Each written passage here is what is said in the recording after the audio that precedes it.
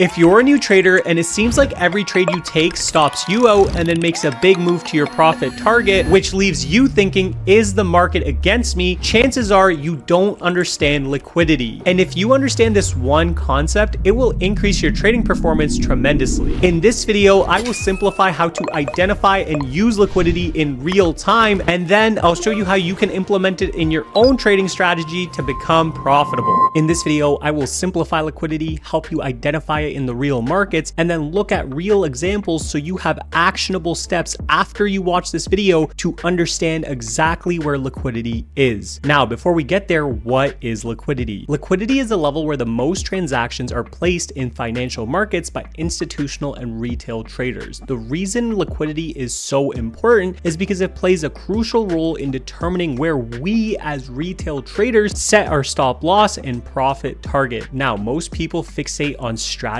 but they don't understand. If you don't understand market structure and liquidity on top of the strategy you're trading, you won't see profitability. Therefore, if you haven't watched my market structure video last week, make sure to watch that video after you're done watching this one. But let's go deep dive into liquidity. So in this video, we're going to talk about the 3 different types of liquidity that you can identify on the charts by the time you're done watching this video. We're going to talk about support and resistance liquidity, trendline liquidity, and fake out liquidity. A lot of traders lose trades because they don't understand the last one, which is fake out liquidity. And in this video, I want to make sure that I help you identify fake out liquidity in real time so you are able to increase your win rate. Now, the first example we're going to talk about is support and resistance liquidity. This liquidity simply refers to the fact that there's equal highs and lows that act as magnets for price. This creates support and resistance levels, and we can use this for our stop loss or profit targets. Now, this is the liquidity you have most likely seen before. We're going to start off extremely simple and then get a little bit more advanced when we actually go look at the examples. In terms of support and resistance liquidity, you have to understand if the stock is holding a previous level of resistance, this means that there are sellers sitting above this resistance. And if there's sellers sitting above this level, this simply implies that there's more sell orders here than buy orders. And therefore, if we do break that previous resistance level and break to the upside, then most likely we have mitigated all of the sellers up here, and therefore when we come back for the pullback into that previous resistance, this will now act as support for a continued move to the upside. If you guys know, of course, I trade the break and retest, and now you understand why it works a little bit more in terms of liquidity, because we know that resistance turns into support if we break above, because when sellers can't hold a resistance and it breaks to the upside, more buyers start stepping into the stock, and therefore when it retests back into the level, buyers buy this stock up and we move to the upside. The same thing can be said for support. When we create these support levels down here, this means that buyers are aggressively stepping into the stock. However, if we break below the support and then come back for the retest, this means that sellers now have a little bit more control because buyers weren't able to keep this previous price level from breaking, and therefore this retest level is a better move for a move to the downside. Therefore, we need to understand simple support and resistance liquidity in order for the break and retest strategy to work, or any strategy that you trade in general. The second liquidity we have is trendline liquidity. Trendlines can help identify liquidity levels that become support levels for price movement. Now, it is very important to mention trendline liquidity does not move the stock. It simply helps us visualize how we should enter or exit. Therefore, you need to understand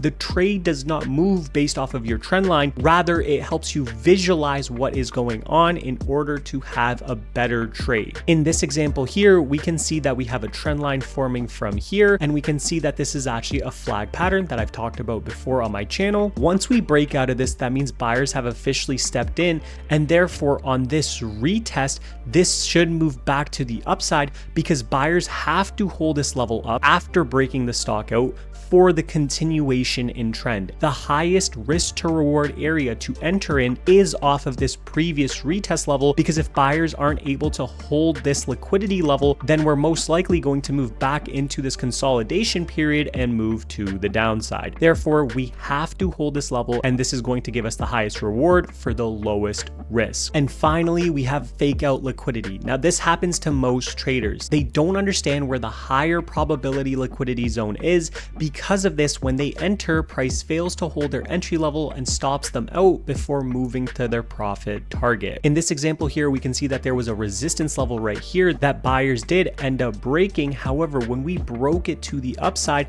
and came back for this previous retest, we actually ended up losing this trade. Now, we just talked about support and resistance liquidity, and based off of that example, we should have entered in on this retest. However, why was this a bad example? This was a bad example because the real buyers were sitting in this supply area up here. Now, we're going to talk about exactly how to look for these areas of resistance and support on the higher time frame to make sure that you do not get faked out on the lower time frame. In order to understand fake out liquidity, you must look at the higher time frame first and then drop down to the lower time frame, and only then can you enter a high probability trade. If these examples don't make sense to you just yet, don't worry. I'm going to show you an example of every single different type of liquidity, and then we're going to combine all of them at the end to show you the highest probability trade while also using the simple 5-minute break and retest strategy. Now, before we get into the examples, we do need to understand why liquidity is important. Number one, liquidity will help you capture big moves. If you can identify liquidity, you will capture the big moves in the market because you know where to put your stop loss and your profit target. When you know where to put your stop loss and profit target and understand market structure, then all you have to do is let the probability of the trade work out. Most traders get impatient because they don't understand what's happening on the charts. When you understand liquidity, you'll be able to capture the bigger moves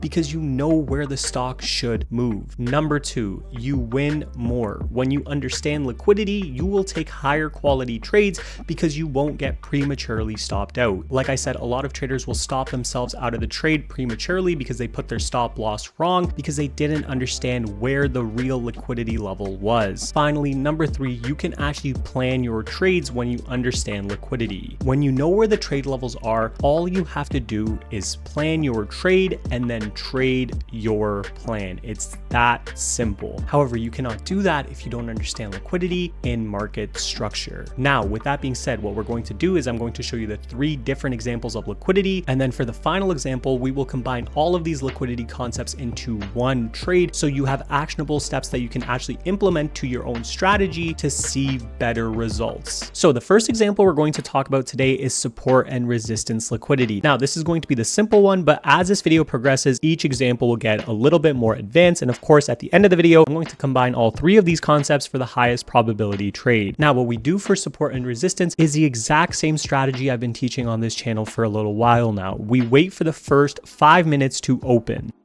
And here we can see the first 1, 2, 3, 4, 5. Now, in the first 5 minutes, we now mark out the resistance and the support of the intraday price action. This is going to be your resistance and support, like we talked about. The reason this is resistance and support is because price could not break either above this high or it could not break below this low. Therefore, what we would be looking for in this scenario is price to either break above this previous high, retest for a move to the upside, or price to move to the downside, retest and look for continuation to the downside. The reason this works is because when price does move to the downside, there are going to be sellers that did not get filled in this previous area, and when price retraces back in here, their orders will get filled for a continuation move to the downside. So let's play out this trade and see what happens. In this example here, we can see that price is retracing back into this previous support level, now turned resistance, and we can enter into a short position here. The reason we can enter into a short position is because we also have weak price action. Now, my stop loss here will simply be a break above the impulsive candle that broke the stock to the downside, and my profit target needs to be at least a 2R multiple, which comes a little bit below low of day, but in this example, we'll use 227 because it is a whole psychological number, and stocks tend to gravitate towards whole psychological numbers. Let's enter into a short position here and see exactly what happens.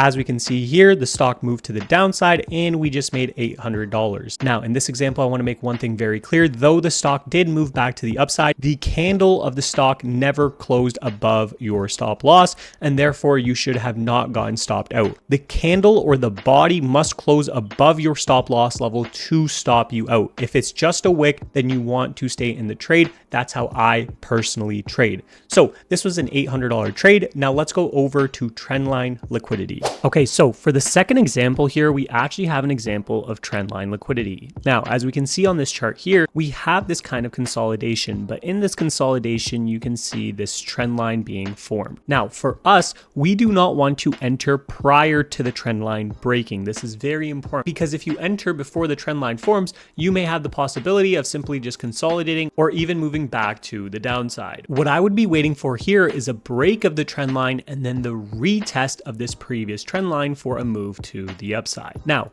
like I talked about earlier, the reason the stock moves is not because of the trend line. This is simply to help us visualize the price action. The reason the price is moving, and this is important to understand whenever we're trading any type of liquidity levels, is because when the stock was back here in this price level on the higher time frame, this was the level that it was holding below. Therefore, this was resistance, like we talked about in the previous example with support and resistance liquidity. And now it is simply breaking to the upside, which means this resistance should be used as support. So it's very important to understand that trendline liquidity is only to visualize the stock, but let's play out the trade and see exactly how we can enter based off of using trendline liquidity.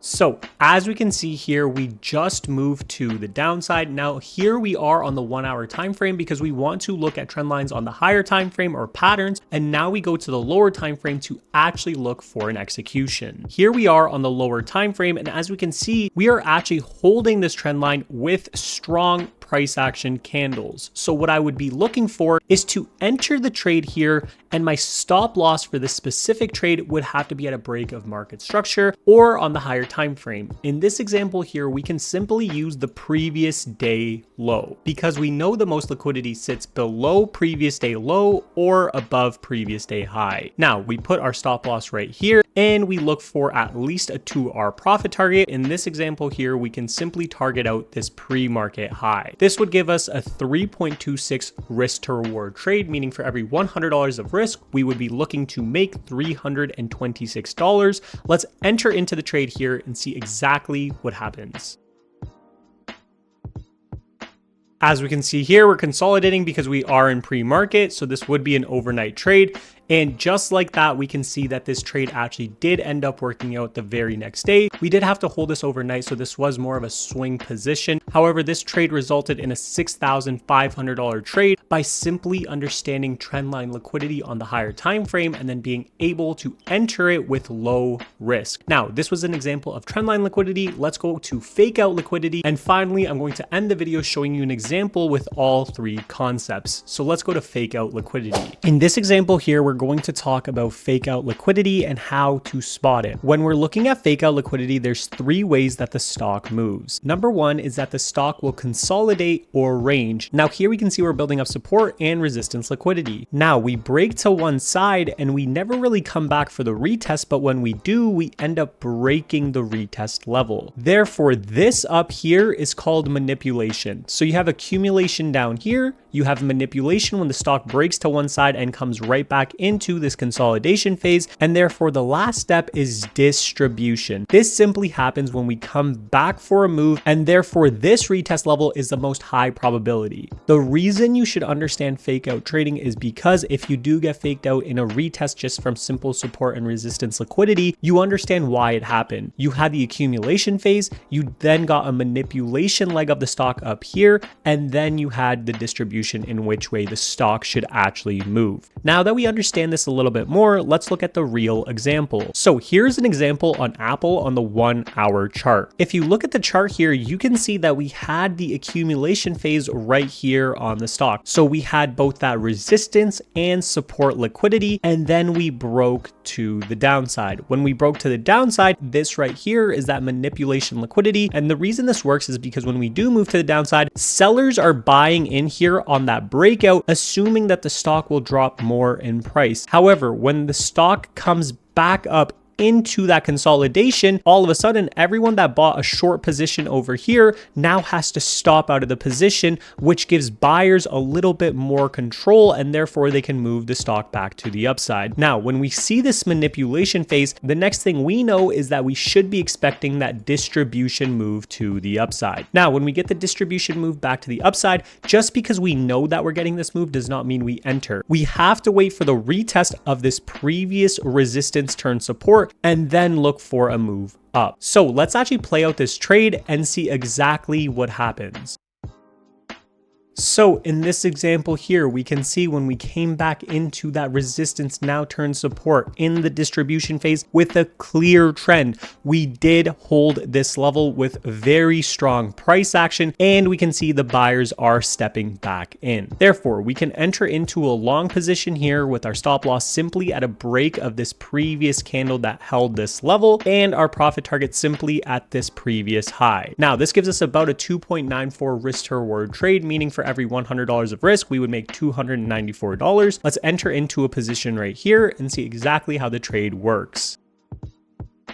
As we can see right here, we just hit that profit target. We broke the previous high, and this trade worked out for, once again, $6,570. So far we've talked about support and resistance liquidity, trendline liquidity, and fake out liquidity. Now let's combine all of these concepts into one example to really make sure that you understand how to trade liquidity. All right, here we are on the very last example, and in this example, we're going to combine all three of these concepts so you understand how to trade liquidity. The first thing that you should be looking for is fake out liquidity. Now we can see that we have accumulation phase right here. This is just where buyers and sellers believe that the stock is at a fair price, and therefore they are buying that stock up or looking to potentially short that stock. The next phase we have is up here, and this is of course the fake out. This is where we break to the upside. Buyers believe that the stock will have continuation, and because of this, we move to the upside. They enter into breakout trades, but when the stock comes back and doesn't retest, they now have to stop out of this trade. And then finally we have the distribution, and the distribution starts after we break back below this previous accumulation, and this now confirms the fake out liquidity. The next thing that we can see in this example here is actually a trend line as well, right? So we have this trend line to the downside. What we would like the stock to do is break below this trend line. Once again, if the stock breaks below this trend line, that shows that it will also have more continuation to the downside. So there's multiple factors just on the 1 hour time frame alone showing that the stock should have momentum to the downside. Now let's go over to the 5-minute chart to look for a potential retest with simple support and resistance, because that's how we're going to execute. So here we have the first 5 minutes. What we're going to do is we're going to mark out the high of the 5 minutes and also the low of the 5-minute range. Now what we want the stock to do, and as you can see as well, if the stock comes back to retest this previous 5-minute low, then it also comes back into this higher time frame trendline liquidity. Therefore, there's two factors here on top of the fake out liquidity being confirmed and knowing that we're in distribution, that this stock should move to the downside. Therefore, what I would be looking for is a move to the downside, a retest, and then continuation from there. So let's play out this trade and see exactly what happens. As we can see here, not only are we retesting this previous 5-minute low, but we are also retesting the trendline liquidity with a very weak price action candle. Now, we could have entered in on this first retest here as well. However, the second one is a little bit more A+ just based off of the price action. How would I enter into this trade? I would enter into a short position here. My profit target here would be low of day, and my stop loss would simply be at the body of the first opening candle. Now, this is a 4.71 risk to reward trade. As you can see, when you combine all three of these concepts on top of the 5-minute opening range strategy, which I teach on this channel, you can see not only is this a high probability trade, but this is the lowest risk trade for the highest reward. If we risk $100 on this trade, we would make $471. So let's enter into a short position here and let's see exactly what happens. And as we can see here, we just hit that low of day level right there. This was a very smooth trade to the downside, and this was $1,800. So if this video helped you understand how to trade liquidity, make sure to give it a like. If you have any questions, put them in the comments down below. Make sure to follow me on Instagram and Twitter, and I will see you guys next week with a brand new video.